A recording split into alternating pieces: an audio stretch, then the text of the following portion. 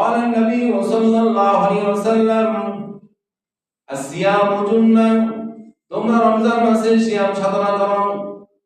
দিনের বেলা নামাজ দিনের বেলা সিয়াম সাধনা করো রাতের বেলা সিয়াম করো নামাজ পড়ো রাতের শেষ রাতে তাহাজ্জুদের নামাজ পড়ো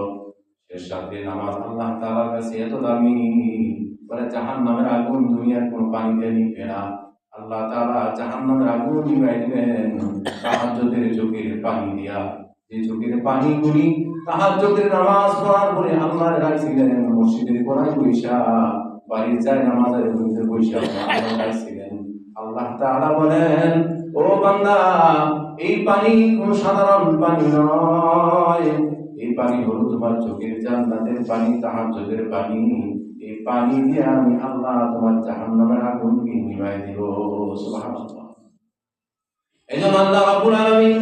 বিশ্ব নবী বলেন রমজানের তিনটা ভাগ করে দিয়েছেন প্রথম ভাগ করেছেন রহমত দুই নাম্বার মাগফিরাত তিন নাম্বার জাহান্নাম থেকে মুক্ত করিয়ে দিবেন এইভাবে রমজানের মধ্যে প্রতিটি সময় কাটানোর জন্য আল্লাহ রাসূল হাদিসের মধ্যে বলে দিয়েছেন একজন সাহাবী বললেন মহিলা সাহাবী ইয়া রাসূলুল্লাহ ইয়া হাবিবাল্লাহ ও আল্লাহর নবী পুরুষেরা মসজিদে গিয়ে নামাজ পড়ে আমাদেরকে অনুমতি দেন আমরাও গিয়ে নামাজ পড়ি তখন বলে না তোমরা ঘরের ভিতরে যদি নামাজ পড়ো মসজিদে পুরুষেরা গিয়ে নামাজ পড়লে জামাতের সাথে নামাজ পড়লে যে সওয়াব হবে ও মা তুমি যদি বাড়ির আঙিনায় মসজিদে না গিয়ে মসজিদের আঙিনায় বাড়ির আঙিনায় যদি নামাজ পড়ো জামাতের পরিপূর্ণ সওয়াব আল্লাহ রাব্বুল আলামিন তোমার আমলনামার মধ্যে দিয়ে দিবেন সুবহানাল্লাহ আবার মহিলা বলতে বলেন ইয়া রাসূলুল্লাহ ইয়া হাবিবাল্লাহ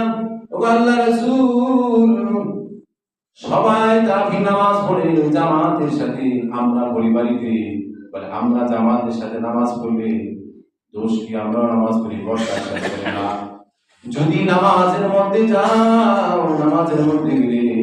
তোমার গলার আওয়াজের পর্দা আছে মহিলাদের গলার আওয়াজ চার হাতে ধরে না যাওয়া নিষেধ জায়েজ নাই তোমাদের গলার কণ্ঠের আওয়াজ হবে আর আওয়াজের কারণে তোমাদের নামাজের সমস্যা হবে এই জন্য তোমরা বাড়ির মধ্যে যদি ঘরের কোণার মধ্যে দাঁড়ায় নামাজ পড়ো পুরুষেরা মসজিদের নববীর মধ্যে গিয়ে যদি জামাতের সাথে নামাজ পড়ে 27 গুণ 70 গুণ পায় তুমি বাড়িতে নামাজ একা একা দাঁড়ায় পড়লে তোমার আমল নামার মধ্যে 70 রাকাতের সওয়াব লিখে দিবেন সুবহানাল্লাহ কত ফজিলত রাখছে মহিলারা বাড়িতে নামাজ পড়লেও জামাতের সওয়াব পাবে আর পুরুষেরা মসজিদে এসে নামাজ পড়লে জামাতের সওয়াব পাবে কেন বলছেন আল্লাহর নবী রাখতে বলেন হে মা তোমার উপরে পর্দা করা ফরজ নামাজ পড়া ফরজ তোমার উপরে যে ফরজ আছে সেই ফরজ আদায় করে নিবা